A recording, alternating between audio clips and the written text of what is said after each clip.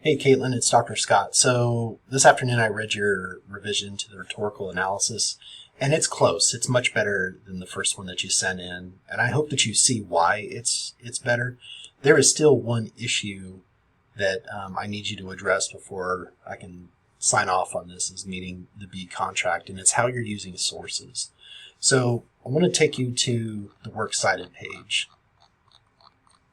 Way down here at the end. Okay, here we go. So when I look at this, I'm seeing two sources and then the text. So, and I'm going to be fine with that. I'm not going to ask you to go find a third source. So we have Flynn, we have Sales Dunbar. When you are citing them in your essay, I don't see you citing this. I see you doing HBR for Harvard Business Review. And remember, when we use works cited, whatever you use in the in-text of your essay, that's what we should use to look in the alphabetized list in the works cited. So I should see Flynn Francis or Flynn in the in-text, not HBR. If it was just Harvard Business Review and you could not find the author of the article, that would be one thing. But you have the name of the author, and you need that in the works in the document itself. So where was that? Here. So hbr.org, you would not use that. You would use Flynn or something like that. So that's one.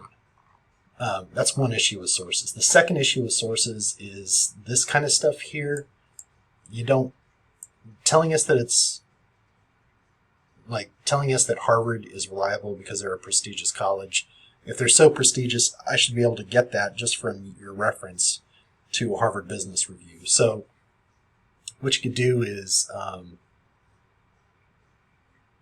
before the quote, you would say something like, in an article published in the Harvard Business Review, Francis Flynn writes that blah, something like that.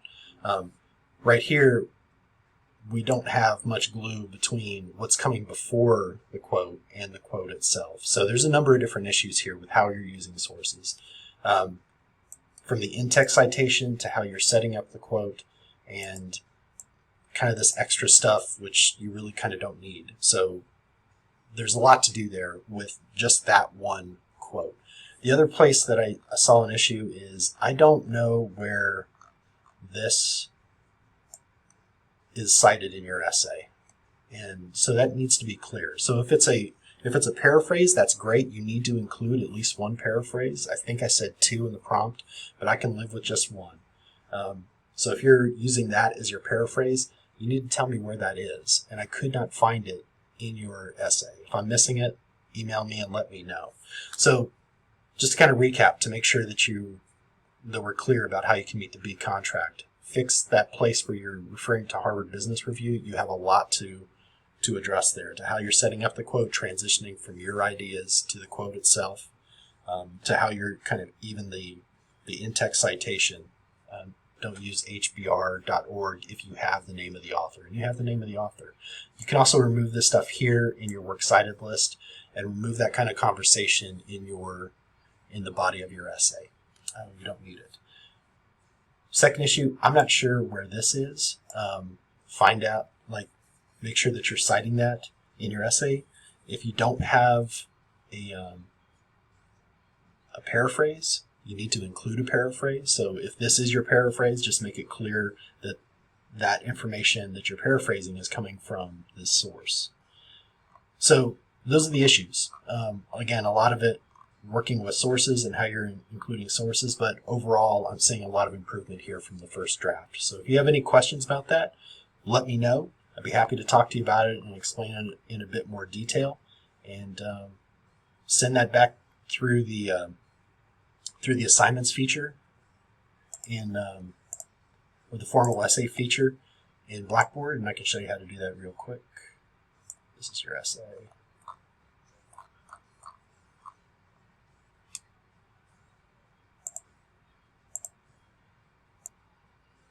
So this is your essay here, but on the left-hand side, you scroll down to our work, formal essays, and then you go to rhetorical analysis revision, and you just kind of go through the process when you submitted your first one. That just, it sets up the rubric for me to give you some comments on how you met each of the criterion. So do that, make those changes. Again, if you have questions, let me know. Send it back through in Blackboard, and I'll go ahead and give this a final look later this week, and you should be good to go. All right, that's it for now.